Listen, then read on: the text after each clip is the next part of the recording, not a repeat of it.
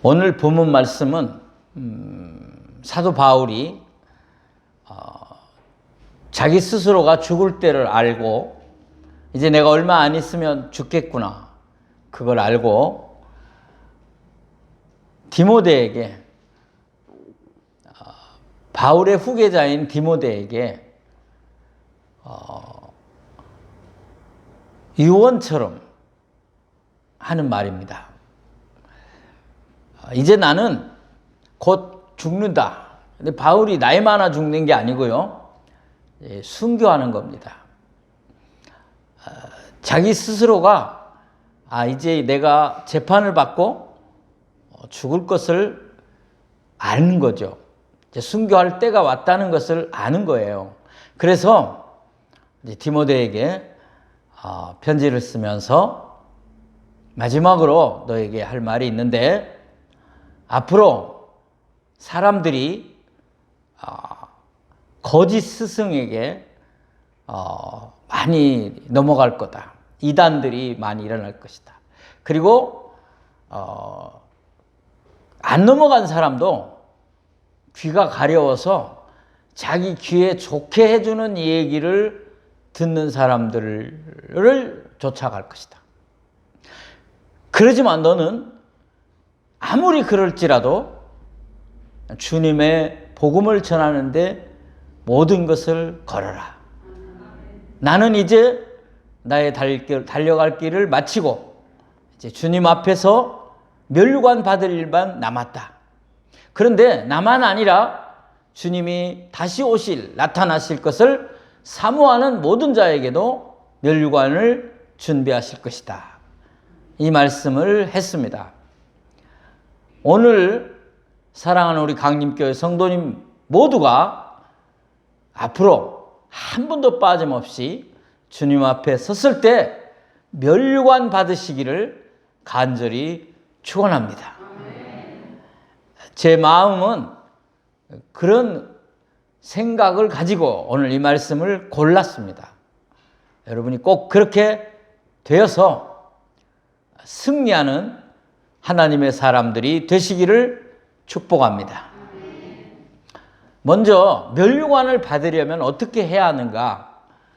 오늘 본문을 중심으로 멸류관 받는 그 진리를 소개하려고 합니다. 먼저 멸류관을 받으려면 하나님 나라가 있음을 알아야 합니다. 무슨 말이냐면 우리는 지금 세상 나라에 살고 있습니다. 그런데 이 세상 나라가 최종 목적지가 아니고, 이 세상 나라가 전부가 아니고 하나님 나라가 있다.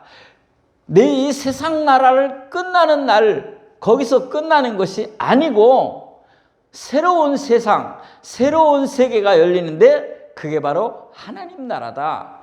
그 하나님 나라를 알고 그 하나님 나라를 바라보는 사람이 멸류관을 받을 수 있다. 그 말입니다. 믿으시기 바랍니다. 그런 마음이 없고 그런 생각이 없으면 멸류관 자체도 관심이 없습니다. 자, 이제 오늘 본문에 바울이 한 말을 보도록 하겠습니다. 자, 디모데후서 4장 1절입니다. 오늘 본문 봅니다. 같이 읽겠습니다. 시작.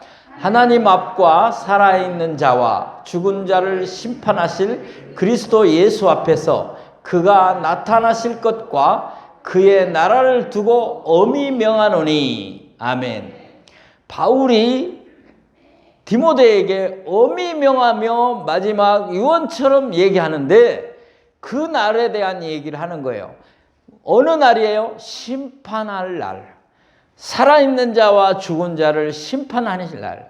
주님이 오실 때에, 다시 오는 재림 때에는요, 여러분, 심판이 있는데 살아서 주님을 만나는 사람, 죽었다가 부활하여 만나는 사람 모두가 이제 주님을 만난다고 말합니다. 그게 심판의 때, 세상 나라가 끝나고 주님을 만나는 그때입니다. 그런데 그때를 여기서 그의 나라라고 말합니다. 그의 나라. 누구의 나라? 대통령의 나라, 백성들의 나라, 하나님의 나라. 하나님의 나라를 얘기하고 있습니다. 바울은 분명히 얘기합니다. 하나님의 나라. 그 앞에 설 때 내가 너에게 엄히 명하노니 그 시점이 중요하다. 하나님 나라를 기억해라. 하나님 나라를 바라보아라. 하나님 나라를 깨닫고 사모해라. 그런 의미입니다. 자, 면류관을 받으려면 하나님 나라를 사모해야 합니다. 하나님 나라를 알아야 합니다. 기억해야 합니다.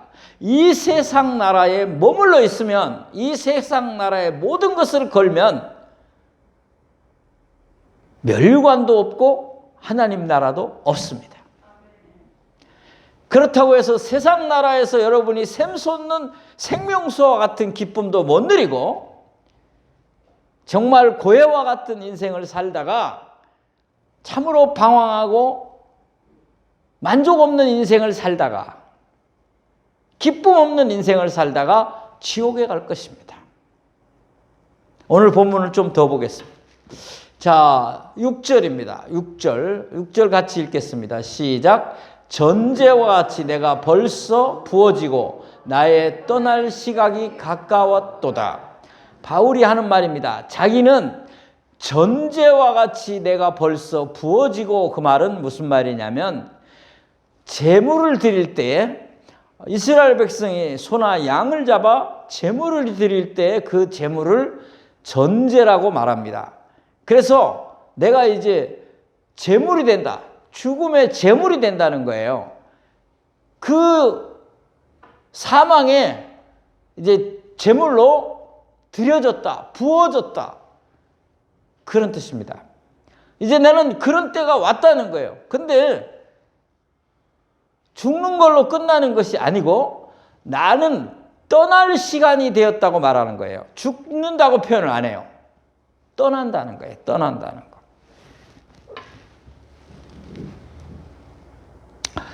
우리는 만나면 언젠간 이별하게 되어 있습니다. 태어나면 또 이 세상과 이별하게 되어 있습니다. 이것은 세상의 삶의 이치입니다.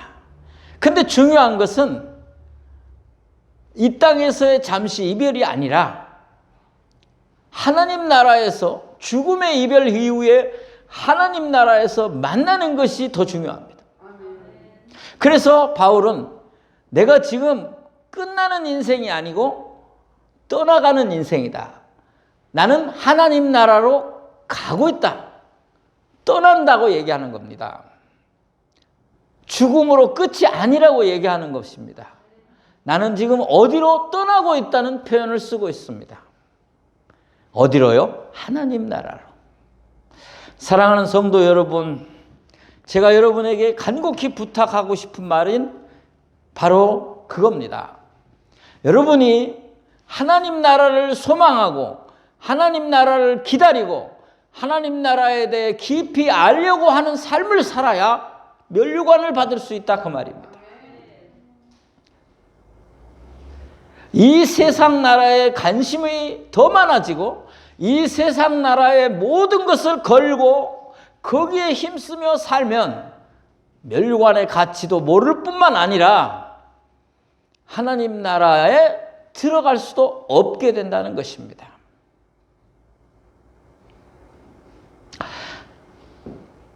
여러분, 바울이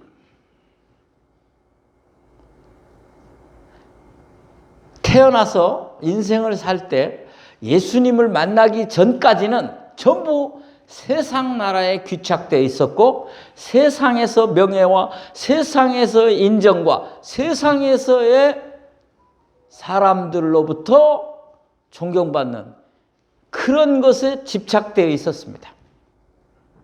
그래서 그에게 그 수단으로 공부를 많이 했고 열심히 율법주의자가 되었습니다. 그래서 사람들로부터 인정을 받고 똑똑하다는 얘기를 듣고 더 인정을 받고 나아가 하나님 앞에까지 인정을 받고 싶어서 예수 믿는 사람들을 잡아 죽이는 것까지 열심을 내었습니다. 그 열심은 모두 다 자기를 위한 것이었고 세상에서 누리기 위한 것들이었습니다. 정말 하나님 나라를 생각하고 사람을 사랑했다면 그렇게 할 수가 없는 겁니다. 그런데 바울이 예수님을 만난 후부터는 그의 생애가 바뀝니다. 그의 삶의 목표가 달라집니다. 예수님을 만난 이후부터는 누구에게로만 향합니까? 하나님께로만 향합니다. 주님께로만 향합니다. 그리고 그 나라를 바라만 봅니다. 모든 것이 그 나라에 맞춰져 있습니다. 이제 내 사명의 길, 달려갈 길을 다 마치고 믿음을 지켰으니, 선한 싸움을 싸우고 믿음을 지켰으니 의의 재판장인 예수 그리스도께서 나에게 멸류관을 주실 그 나라만 남아있다고 말할 만큼 바울은 하나님 나라에 모든 것이 맞춰져 있었습니다. 제가 이 말을 할 때 여러분들에게 울림이 있기를 원합니다. 좀 생각이 있기를 원합니다. 좀 슬퍼지기를 원합니다. 나는 과연 하나님 나라를 생각하며 살았는가? 아니면 이 세상 나라에서 인정받고 이 세상 나라에서 폼나게 살고 싶어 살진 않았는가? 그런 것들이 더 많았다면 좀 슬퍼지시기 바라고 도전이 되시기를 바랍니다. 우리는 다 지금 하나님 나라와 세상 나라의 그 기점에서 이렇게 세월의 차이만 좀 있을 뿐이지 거기까지 지금 이르는 사람들이 여기 좀 많이 있고, 저를 비롯해서 이제 세상 나라 많이 살아서 이제 하나님 나라로 넘어가려고 하는 그 선까지 이제 가까이 오신 분들, 저를 비롯해서 저 위로 계신 분들, 지금이라도 이것으로 위로를 받으십시오. 제가 거울을 보니 위로받을 게 없어요. 왜 이렇게 세월이 빠른가 하는 생각밖에 안 들어요. 그런데 제가 위로받을 것이 뭐냐? 하나님 나라가 내 앞에 있구나. 여기 젊은 분들도 제 이 얘기를 지금 들을 수 있는 것을 기쁨으로 알고 복으로 알고 하나님 나라를 소망하며 사모하며 남은 생에 사시기 바랍니다. 면류관을 우습게 아는 분들이 있어요. 지금 면류관 얘기하니까 크게 감동도 없는 분들도 있어요. 지금 세상에서 돈 좀 많이 벌어서 폼나게 살고 싶은데, 돈 번 다음에는 명예를 얻어서 폼나게 살고 싶은데, 아니 자식이라도 성공시켜서, 자식이 우상인 사람들은 자식이라도 성공시키고 잘 되는 거 보고 내가 대리 만족을 느끼고 싶은데 그런 거 다 소용이 없는 거예요. 다 지나가는 거예요. 하나님 앞에서의 면류관이 더 가치 있는 거고 더 영화로운 것이고 더 놀라운 것인데 그게 안 오는 거예요. 지금 실감이. 왜? 세상 나라의 폼나는 돈, 세상 나라의 명예로운 자리, 세상 나라의 자식 잘 되는 대리만족, 거기에 파묻혀 있으니까 은혜가 안 되는 거예요. 면류관이 안 보이는 거예요. 감동도 안 되는 거예요. 그게 뭐요? 사랑하는 성도 여러분, 모세를 예화로 들겠습니다. 모세가 어떻게 했는지 보겠습니다. 모세 히브리서 11장 24절 26절 같이 읽겠습니다. 시작. 믿음으로 모세는 장성하여 바로의 공주의 아들이라 칭함받기를 거절하고 도리어 하나님의 백성과 함께 고난받기를 잠시 죄악의 낙을 누리는 것보다 더 좋아하고. 잘 보세요. 믿음으로 모세는 장성하여 바로의 공주의 아들이라 칭함받기를 거절하고. 여러분, 모세는 이집트의 왕자가 됐어요. 이집트 공주가 건져내다가 자기 아들로 삼아서 왕자가 된 거예요. 그러면 이집트의 모든 영화, 그 공주가 아들이 되었으니까 거기서 받는 모든 것들, 그런 것들을 거절을 해요. 그걸 포기하고 자기 백성을 구하려고 나서기 시작해요. 이스라엘 백성을 위해서 이걸 포기하는 거예요. 그 다음에 그 목적이 뭐예요? 이 공주의 아들, 왕자의 자리를 버리는 이유가 뭐예요? 영국에 얼마 전에 왕자가 혼혈 여인이고 이혼한 경험 있는 여자하고 결혼하고 왕자 자리 포기하고 미국으로 갔어요. 그 목적이 뭐예요? 그만큼 그 왕자 자리, 좋은 자리 버리고 간 목적이 뭐예요?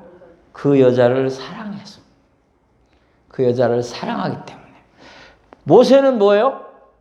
하나님의 백성과 함께 고난받기를 잠시 죄악의 낙을 누리는 것보다 더 좋아하고, 내가 왕자로 평안한 것보다 이스라엘 백성을 위하여, 하나님의 백성을 위하여 고생하는 게 더 좋다. 그것이 왕자로서 죄악을 일삼으며 즐거움을 누리는 것보다 고생하는 것이 난 더 좋다. 그래서 했다는 거예요. 근데 더 결정적인 이유가 하나 더 있어요. 보겠습니다. 같이 읽겠습니다. 시작. 그리스도를 위하여 받는 수모를 애굽의 모든 보화보다 더 큰 재물로 여겼으니 이는 상 주심을 바라봄이라.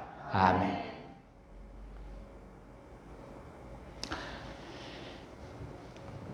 모세 시대에 예수님 없었어요. 그런데 그는 오실 예수를 바라본 거예요. 그리고 그 구원이 가장 귀한 것임을 안 거예요. 근데 그 구원의 클라이막스가 뭐냐? 절정이 뭐냐? 그것은 하나님 앞에서 상 받는 거다. 사랑하는 성도 여러분, 모세는 왕자를 버리고 애굽의 보화를 버린 이유가 그의 백성, 이스라엘 자기 백성을 위하여 고난받기를 기뻐했고, 그 다음에 주님을 위하여 고난받는다고까지 말할 정도로 그 이유는 뭐였느냐? 하나님 앞에 섰을 때 그게 최고니까 그때 상 받기를 원합니다. 목표가 거기 있어요. 근데 그 면류관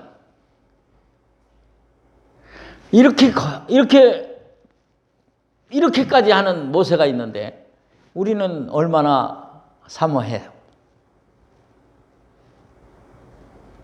면류관이 뭐인지 제가 찾아봤더니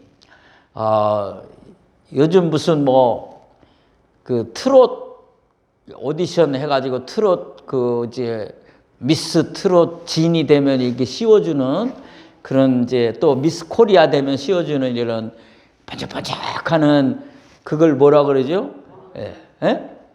여왕관, 무슨 왕관, 무슨 크라운, 영어로 크라운이라 그러게.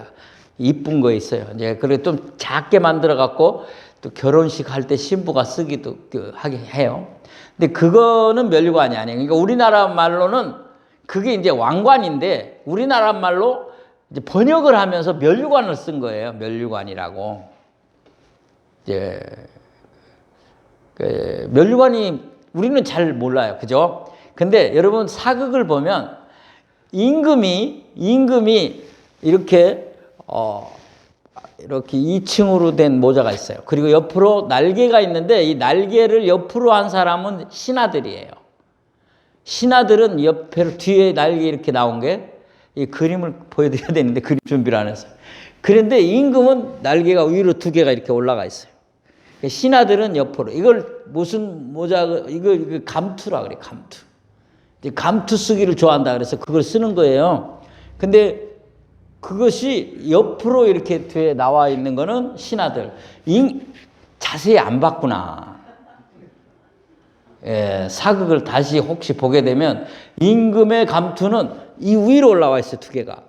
다르게 만들었다고 해야 되겠다. 나는 이렇게 하늘이다 그건지 모르겠지만 그렇게 만들어져 있어요. 근데 나중에 이게 얼마나 그 출세하는 게 좋은지, 감투 쓰는 게 좋은지 한 번이라도 쓰자. 나는 출세 못했지만 한 번이라도 쓰자 해서 쓰는 때가 언제냐면 결혼할 때. 그래서 신랑이 쓰는 게 사모관대. 그때 쓰는 게 그게 감투야. 똑같은 거예요, 그게. 몰랐어? 자, 근데 임금이 큰 잔치를 할 때, 그러니까 조회를 하거나 신하들하고 의논할 때는 그 모자를 쓰지만 무슨 왕자 즉위식을 한다든가 뭐 공주를 만든다든가 무슨 뭐 큰 잔치를 할 때 쓰는 게 면류관이에요. 이제 잘 모르겠어요? 이렇게 생겼는데 앞에 구슬 보석이 주렁주렁 달리고 뒤에 주렁주렁 달린 거, 그게 면류관이에요. 근데 별로죠, 그죠? 그거 쓰고 연기하는 사람들 목 아프대, 무거워가지고. 근데 여러분, 제가 이 면류관 얘기를 너무 길게 하는데요, 정말 중요하기 때문에 얘기하는 거예요. 그런 상징, 그걸로 표현한 것일 뿐이지 그 면류관 그 물건이 아니에요. 그 모자는 아무나 쓰는 게 아니에요. 딱 한 사람 쓰는 거예요. 임금 혼자만 쓰는 거예요, 우리나라에서. 그게 모든 권위를 상징한 거예요. 근데 자, 이제 다시 돌아옵니다. 우리가 하나님 앞에서 그런 거를 쓰겠느냐? 그게 아니에요. 그건 상징적으로 표현한 거예요. 그걸 쓰는 게 아니에요. 뭐 다이아 많이 박힌 거 쓰는 거, 그런 거 아니에요. 저는 분명히 말합니다. 하나님 앞에서 얼마만큼 영화로우냐, 얼마만큼 기쁘냐, 얼마만큼 인정을 받느냐, 얼마만큼 사랑을 받느냐, 얼마만큼 기쁨과 감격과 감사가 넘치는 그런 영화로운 자리, 감히 무엇으로 설명할 수 없는 자리, 그 능력과 사랑과 감동의 자리, 그걸 약속하는 거예요. 이해가 안 되는 분을 위해서 스웨덴 할리몬에서 주는 노벨상 얘기를 하겠습니다. 노벨상은 이렇게 노벨이라는 사람 얼굴이 그려져 있는 패에다가 이렇게 노벨상, 무슨 평화상, 화학상 뭐 이렇게 쓰고 그때 표대기 하나 주는 거예요. 근데 돈은 좀 줘요, 돈. 근데 돈도 많이 안 줘요. 우리 로또 되는 것만큼도 안 돼요. 뭐 한 1, 2억 줘요. 별로네요, 그죠? 근데 노벨상은 그 상금과 그 표대기, 노벨의 얼굴이 그려져 있는 스웨덴 할리몬에서 주는 그게 아니고, 노벨은 세계의 으뜸이다. 세계가 영화롭게 인정하고 세계가 그것을 존중히 여기고 귀하게 여기는 것이다. 거기에 가치가 있잖아요, 그죠? 근데 하나님이 주는 상이 노벨상만 못하겠어요? 왜 그것을 감격으로 왜 못 받아요? 착하고 충성된 종아 잘하였도다. 영화롭고 가장 명예로운 자리에 우리가 서게 되는 거예요. 이 역사가 여러분에게 일어나기를 소원합니다.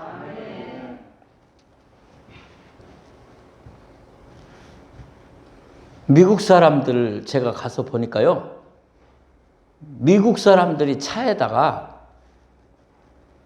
스티커를 붙이고 다니기를 좋아해요. 글씨 이런 거를.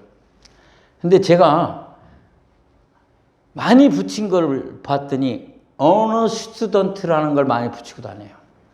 어너 스튜던트가 뭐냐 했더니 자기 자식이 명예학생으로 선정됐다는 거예요. 명예를 얻었다, 학교에서. 성적 우수상이 아니라 모든 면에서 존경할 만한 학생이 되었다. 그때 주는 게 어너 스튜던트예요. 명예학생. 그걸 받으면 너무 프라이드가 생겨가지고 부모들이 스티커를 사서 붙이는 거예요. 거기 무슨 부상이 있고 돈이 있어요. 그 가치, 그 명예로움, 사랑하는 성도 여러분, 우리는 하나님 나라에 갈 건데 이 세상이 끝인데 하나님 나라가 영원한 건데 면류관 받으시기 바랍니다. 끝으로 하나 더 해야 돼요. 면류관을 받으려면 하나님 나라에 가지고 갈 것이 있어야 돼요. 그런데 하나님 나라는 가지고 갈 것과 가지고 가지 못하는 게 있어요. 자, 먼저 하나님 나라에 가지고 갈 것이 있는 사람이 면류관을 받아요. 가지고 갈 것이 없는 사람 면류관 못 받아요.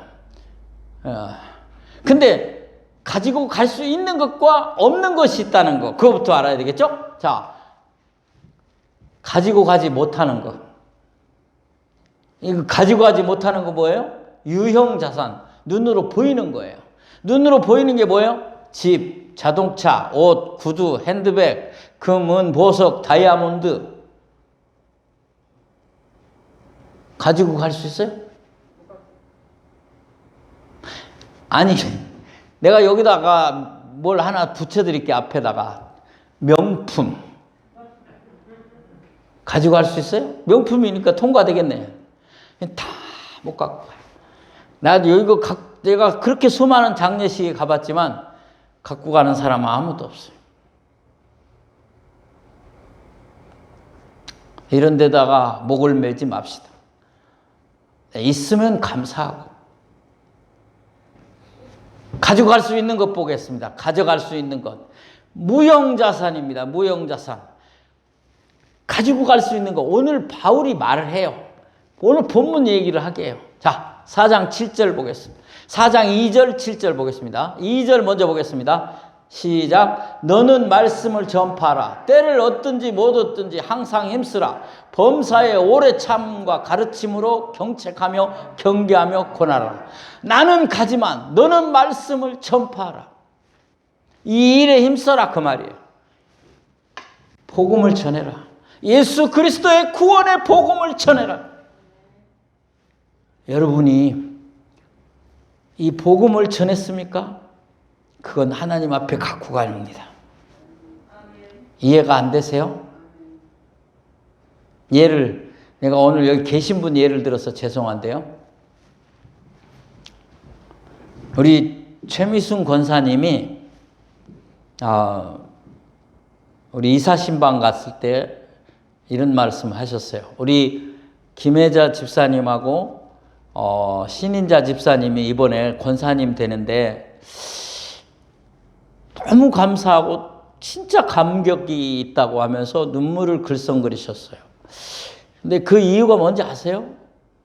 우리 최미순 권사님이 그분들을 우리 교회로 인도했기 때문이에요. 감격이라는 거죠. 이게 천국 가지고 가는 겁니다. 여러분, 예수 그리스도의 구원의 복음을 여러분 사랑하는 자녀들에게, 가족에게, 친구들에게 전하시기 바랍니다. 두 번째 보겠습니다. 마지막으로 4장 7절입니다. 같이 읽겠습니다. 시작. 나는 선한 싸움을 싸우고 나의 갈 길과 마치고 믿음을 지켰으니. 이게 면류관이에요.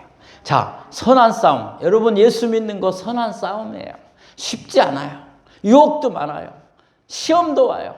교회 다니다가 목사님 때문에 시험 들고, 장로님 때문에 시험 들고, 사람 때문에 시험 들고, 핍박도 있어요. 박해도 있어요. 근데 여기서 이기라 이 말이에요. 이게 다 무슨 싸움이에요? 선한 싸움이에요. 이거 선한 싸움을 이기라 이 말이에요. 그리고 해내는 게 뭐예요? 믿음을 지키라. 믿음을 지키라.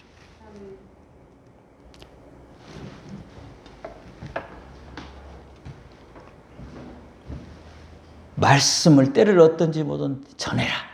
복음을 전파해라. 그리고 너 자신의 믿음을 지켜라. 이게 하나님 나라에 가지고 갈 수 있는 무형 자산입니다. 기도합시다.